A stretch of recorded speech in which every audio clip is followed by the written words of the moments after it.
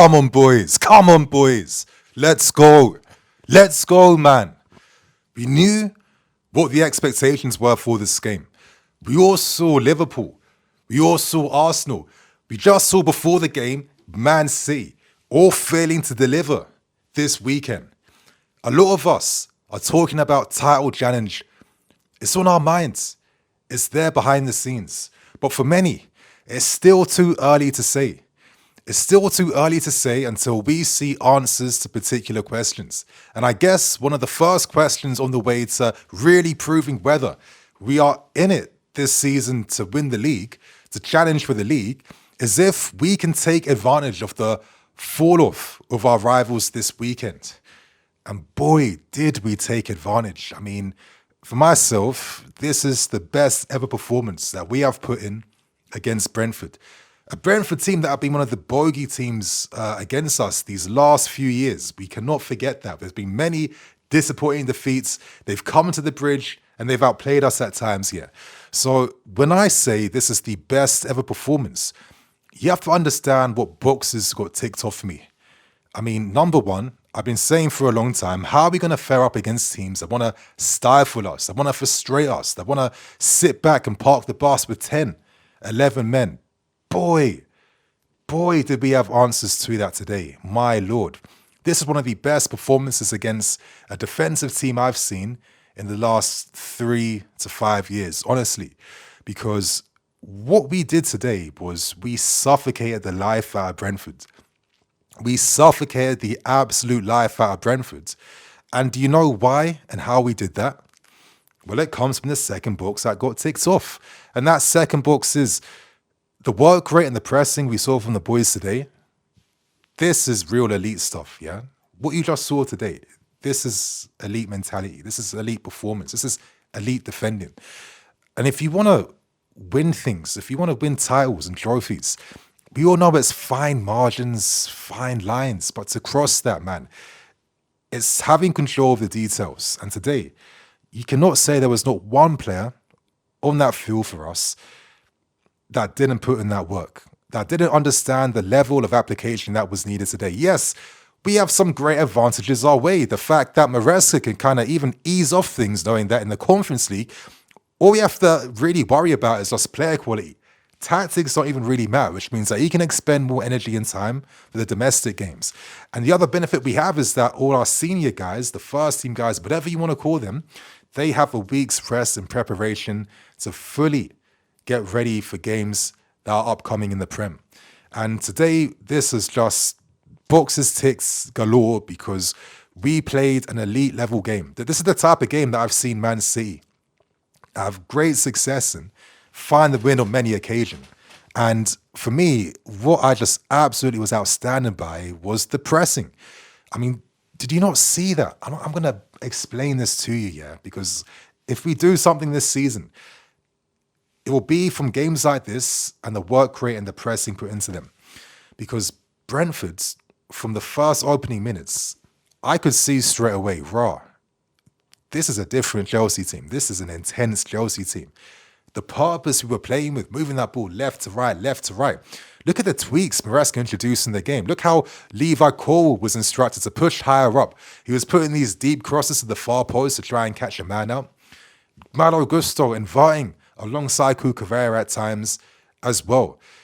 Every time there was a moment where we had the overload, there was no slow, purposeless possession where we're looking to play either needle football to unlock a packed defense. No, it was, okay, you're playing the ball to the far post. You're going to target the weak areas against Brentford.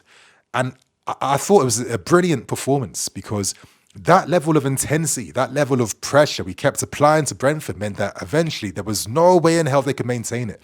And as that first half went on and went on, we were constantly posing questions to Brentford. Okay, we're going to go for the cutback cross. Okay, we're going to go for the first time in-swinger, the out-swinger, the corners, the 1-2s in the books. Brentford couldn't maintain that level of mentality they needed to see off that first half as a goalless draw. And in that final 10 minutes of the first half, we just stepped up the pressure even more, like what I have not seen in a long time here. We sensed that there was blood. And boy, will be sharks in that field today, because as that final 10 minutes went on, Brentford were more prone to making mistakes like you never saw in the entirety of that game. They struggled to even play out from their half, yeah?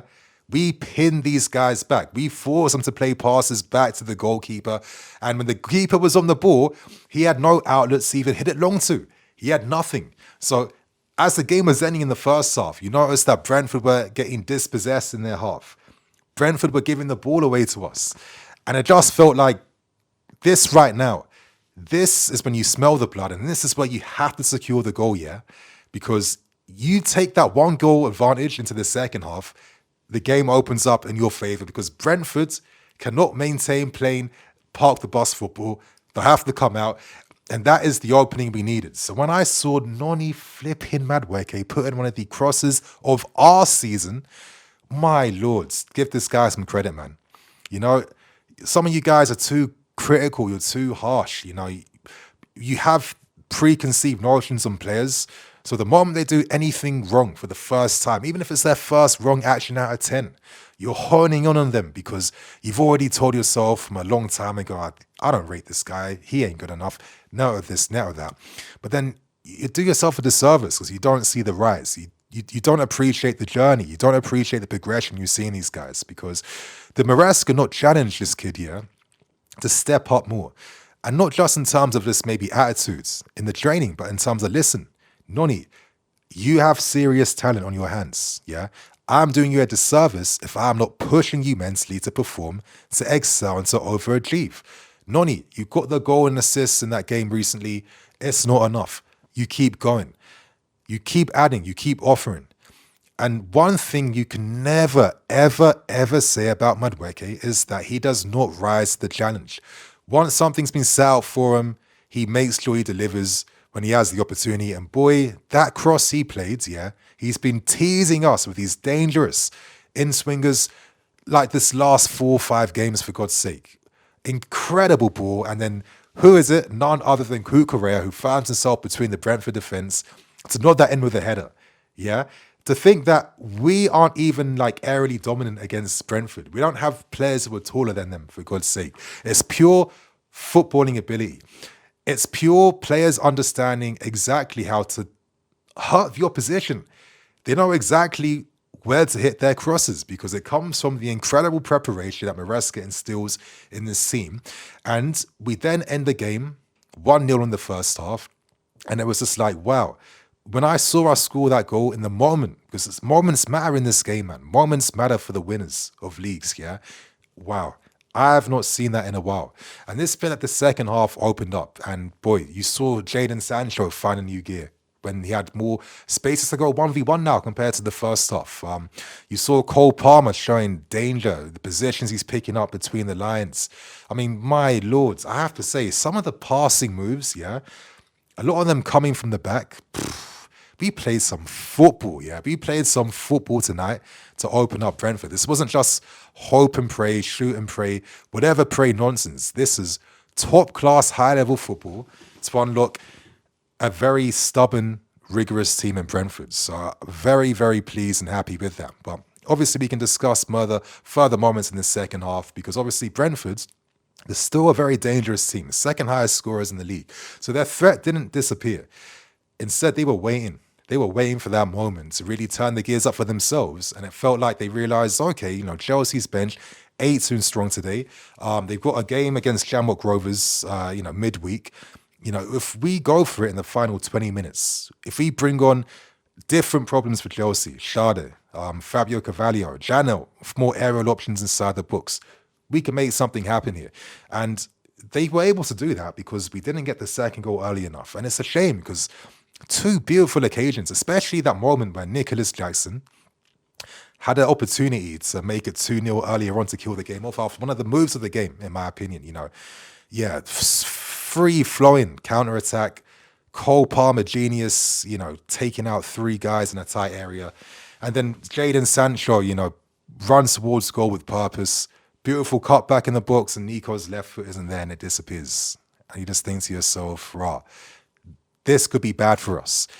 And Brentford realised from that point on, okay, it's game on now. They haven't killed this game off against us. There's new life. And all of a sudden, the stat showed earlier, we had 48 box entries compared to Bournemouth's 5. And in the space of 2 minutes, they had 3 more box entries. And if it wasn't for some outstanding saves or moments of luck where they hit the crossbar, things are looking peak. And in that moment, we saw us falter a little bit then. But then this Chelsea team is a bit different to teams we've seen in prior seasons. It feels like this young squad in particular, one of the youngest in the entire Premier League, they showed a real sense of maturity today. And the moment we needed was the second goal. And boy, was that second goal a thing of beauty. Enzo Fernandez, certain guys criticizing him in the first half. No. Enzo today, yeah, even when he got caught on the ball, did he ever switch off defensively? No. He was one of the first guys in that pack to kick charge the press and would try and regain that possession back. It tells you that his head's in the game. And when your head's in the game, it means that your moment will come eventually. And it did. I mean, beautiful pass, curve, through ball in behind to find Nicolas Jackson. And Nicolas Jackson, yeah? Nicolas flipping Jackson. The improvement this guy's showing. You know one thing I love about this guy, yeah?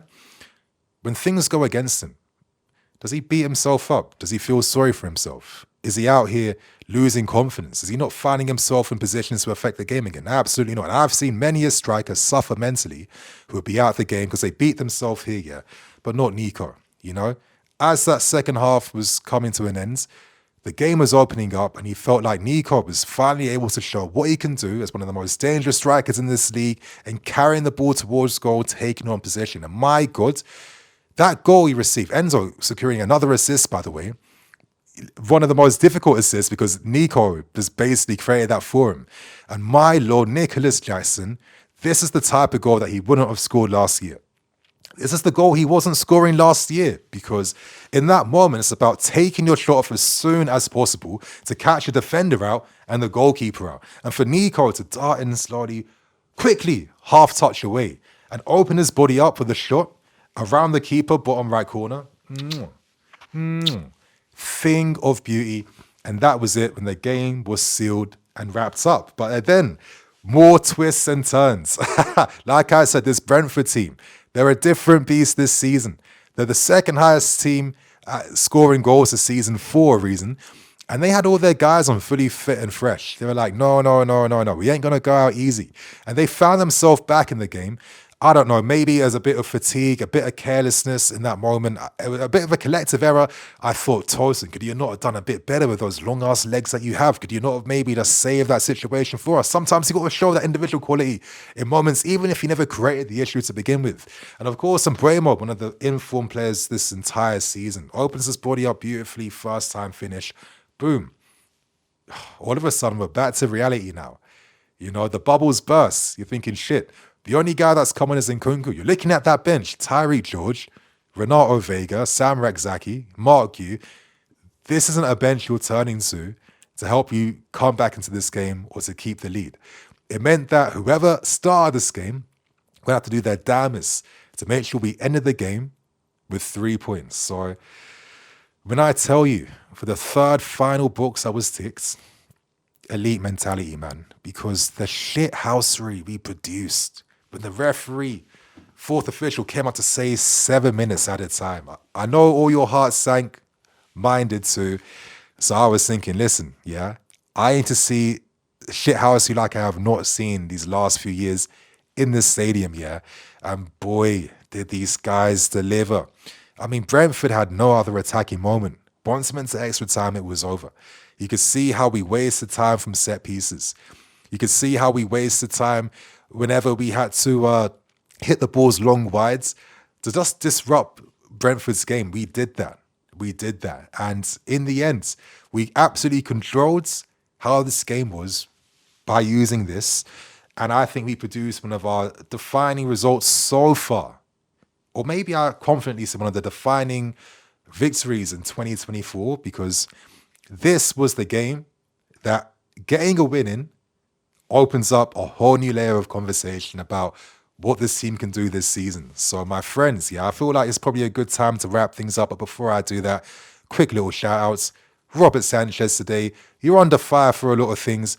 You had that one bozo moment, which you're always going to be prone to. It's not your fault. I get it, you're not involved in the game. You lose concentration, whatever. But my lord, when this guy was called upon today, did he make some big boy saves? The point blank one on 2 occasions, for God's sake. But you know what the best thing about his game was? Or the 2 best things. He dominated everything aerially with the high claims. He's the best in the league at that, yeah, by far. And the second thing, my guys, how many counter-attacks did he kickstart by long throws or kicks, the right player at the right time? It was giving us a new dimension, bro. Big props, Robert Sanchez. And of course, the biggest props as well go to Marc Cucurella, because my lord, the way Cucurella has transformed, it's a really good transformation. I mean, he looks like he's a genuinely world-class football player. The ground, him and Moises head up. You beautiful guy, Caicedo. I'm going to talk about you in the What We Learn video.